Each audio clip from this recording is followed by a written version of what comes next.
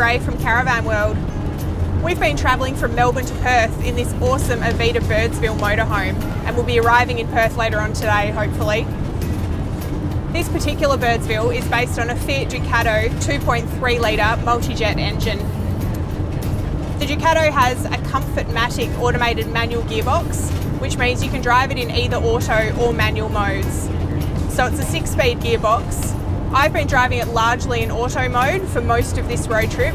However, we found the manual mode is particularly handy when you're going up steep inclines, sharp descents, overtaking. Anytime you need that little bit more control with the gearbox, it's great for that. When you're on a long road trip like this one, the comfort of the vehicle is just as important as what's up the back of it, and this Fiat Ducato cab has been absolutely fantastic.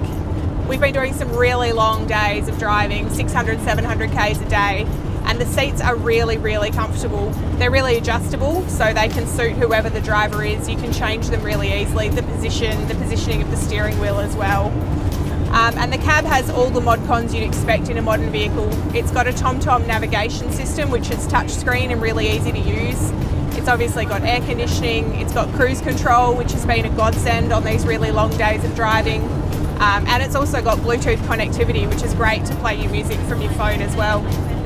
So one of the great things about this AVIDA Birdsville is that it can carry up to 4 people. So obviously you've got your driver and your passenger up the front, but there's also 2 seat belts up the back of the motorhome, which means you can carry 2 passengers legally and safely. The passenger seat belts are on the lounges that face sideways into the motorhome. So the passengers get to relax a little bit at the back on a really comfortable lounge while they're strapped in for the ride. Setting up the Birdsville at camp was an easy job.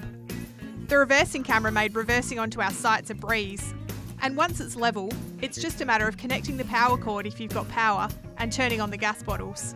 Rolling out the awning's a little bit more complicated, but the step-by-step instructions helped a lot. It's not automatic, so you'll find the handle to wind it out, along with the centre support, stored behind the passenger seat.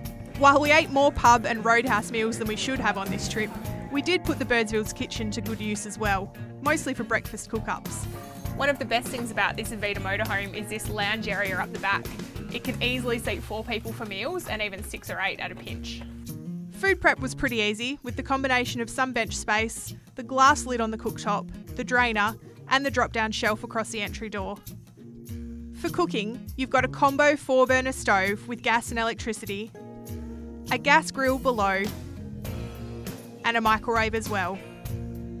We managed to set the smoke alarm off cooking toast almost every day, so I can tell you that that's in good working order too. And the fridge is a huge 190 litres.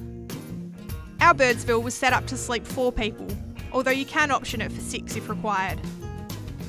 The main bed lowers from the roof above the rear lounges at the touch of a button.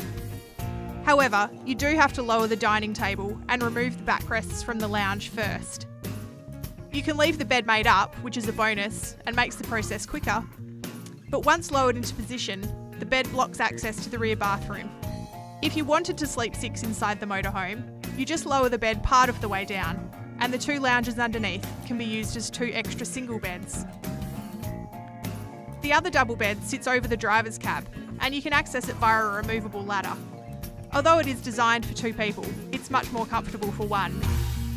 Having a bathroom on board the Birdsville was a convenience we all enjoyed during the long days on the road.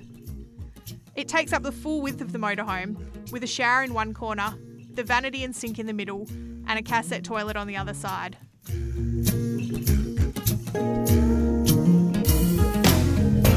We've spent the last 5 days travelling across the Nullarbor from Melbourne on our way to Perth. We've covered about 2,500 k's so far. We've got about 1,000 k's to go. The AVIDA Birdsville has been an awesome home away from home. It's really comfortable to drive, so it's really great both on the road and camped up at night.